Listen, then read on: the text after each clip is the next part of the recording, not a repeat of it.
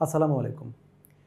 এই পর্বে আমরা ত্রিকোণমিতিক বিভিন্ন অনুপাত দেওয়া থাকবে। এই সেম টাইপের কাছাকাছি ম্যাথগুলো আমরা অন্যবারও করছি। আমরা সাথে কম্পেয়ার করব বিভিন্ন চিহ্নগুলোর কোয়াড্রেন্টের চিহ্নগুলো নিয়ে চেক করব এবং এর সাথে কম্পেয়ার করে অন্য যে মানগুলো আছে সেগুলো মান বের করব। তো এখন এই জায়গায় আমরা 92 নাম্বার যে ম্যাথটা আছে সেটা দেখি। এখানে দেওয়া আছে tan a সমান 4/7, এটা দেওয়া 24, 7/24 দেওয়া আছে। tan a এবং cos a বিপরীত চিহ্ন বিশিষ্ট দেওয়া আছে, আর এর সাথে বলছে sin a এই ভ্যালুটা বের করো। তো আমরা শুরুতে কি করব, শুধুমাত্র এইটা ক্যালকুলেশন করব যে আমাদের tan এর একটা ভ্যালু দেওয়া আছে, সেই ভ্যালুকে কম্পেয়ার করে আমাদের sin এর ভ্যালুটা বের করব। এইটার একটা মিনিং আছে, সেই মিনিংটা আমরা একটু পরে বুঝবো।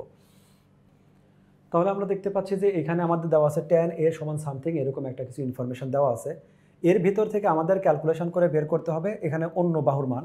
তো আমরা যেখানে দেওয়া আছে tan a, এইবার একটা জিনিস খেয়াল রাখতে হবে, যখন বলা আছে tan a তার মানে যেটাকে আমরা থেটা ধরবো এইখানে অবশ্যই আমাদের a লেখা থাকা লাগবে।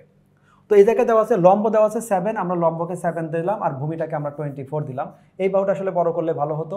তো এখন এই জায়গায় এই যে আমাদের এসিটা আছে, তো পিথাগোরাসের উপপাদ্য অনুসারে আমরা কি পাই, এসি ইকুয়াল রুট ওভার এটা হলো আমাদের লম্ব স্কোয়ার, মানে হলো যেটা আছে হলো বিসি স্কোয়ার আর হলো প্লাস এবি বা বিএ স্কোয়ার।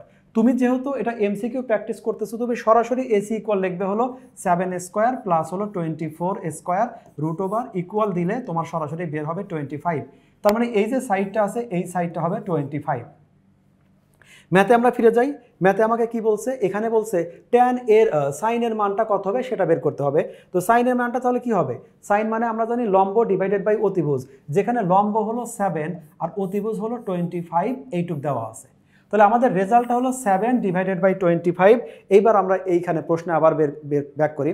7/25 আমাদের এখানে আছে, আবার -7/25 আছে।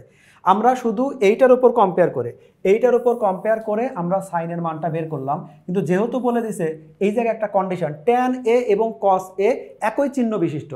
tan a এবং cos a একই চিহ্ন বিশিষ্ট মানে কি, এখানে tan দেওয়া আছে পজিটিভ। tan পজিটিভ হয় কোন ঘরে, tan আমাদের পজিটিভ হবে হলো এই পজিটিভ এই প্রথম ঘরে আর হলো তৃতীয় ঘরে, এই দুইটা ঘরে tan পজিটিভ হবে। কসকে বলছে কস একই চিহ্ন যুক্ত, তার মানে কসও পজিটিভ হবে। কস পজিটিভ হয় প্রথম আর চতুর্থ ঘরে। দুইটা কন্ডিশন ফিল আপ করলো আমাদের ফার্স্ট কোয়াড্রেন্টে। এইটা আমাদের দেখানো দরকার নাই, ব্যাখ্যা করার দরকার নাই, আমরা এমনি বুঝতে পারি যে ট্যান আর কস দুইটাই আমাদের পজিটিভ হবে, মানে এখানে তো পজিটিভ আছে। এটা একমাত্র পসিবল যদি আমাদের প্রথম চতুর্ভাগে হয়।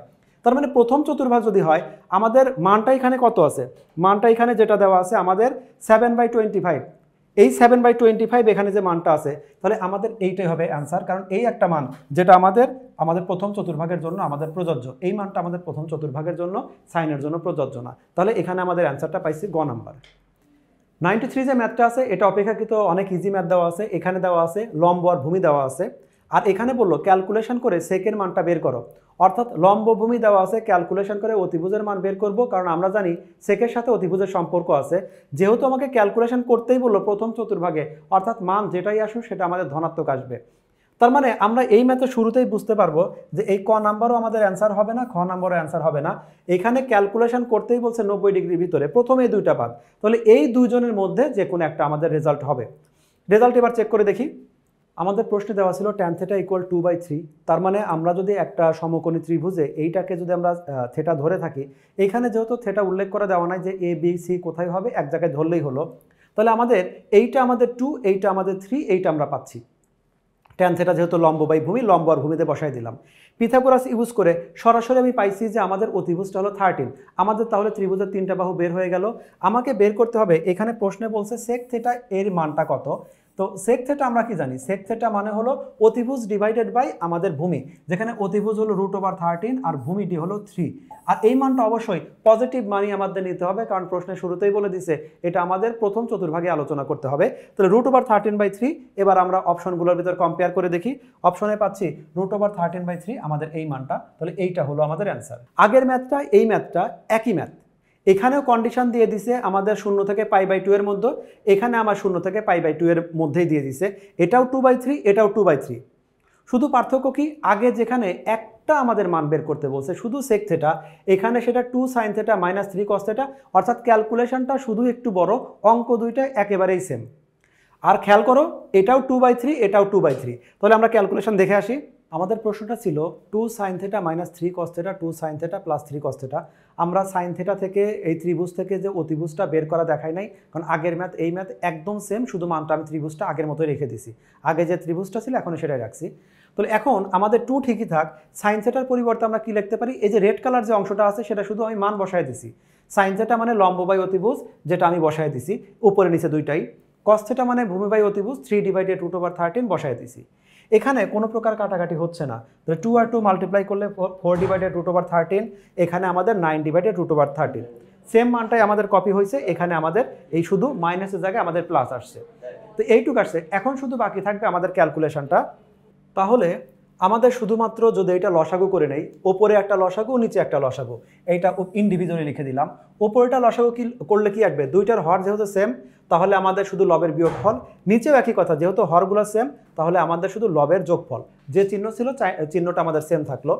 তাহলে আমি ফাইনালি এখানে কি লিখতে পারি, এখানে দেওয়া আছে -5 ডিভাইডেড বাই এটা হলো √, এটা হলো 13। আর আমরা এই ভাগের পরিবর্তে যদি আমরা মাল্টিপ্লাই দিয়ে দেই, এই অ্যান্সারটাই উল্টা হয়ে যাবে।